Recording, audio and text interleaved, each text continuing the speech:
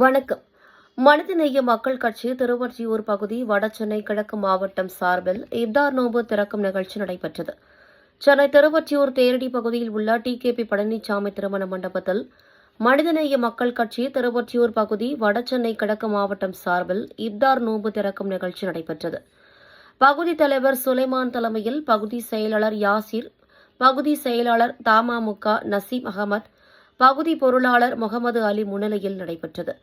இதில் சிறப்பு அழைப்பாளர்களாக திருவொற்றியூர் சட்டமன்ற உறுப்பினர் கே பி சங்கர், மண்டல குழு தலைவர் திமு தனியரசு, திமுக மேற்கு பகுதி செயலாளர் வழக்கறிஞர் வைமா அருள்தாசன், தமிழ்நாடு முஸ்லிம் முன்னேற்றக் கழக மாவட்ட தலைவர் ராயபுரம் அலி, மாவட்ட பொருளாளர் நசீர் அகமது, மாவட்ட செயலாளர் அஜ்மல், மாவட்ட செயலாளர் தமாமுக அப்துல் ரசாக், விடுதலை சிறுத்தை கட்சி மாவட்ட செயலாளர் Alexander Usha, Marxist communist councillor Jayaraman ஆகியோர் சிறப்புரையாற்றினர்.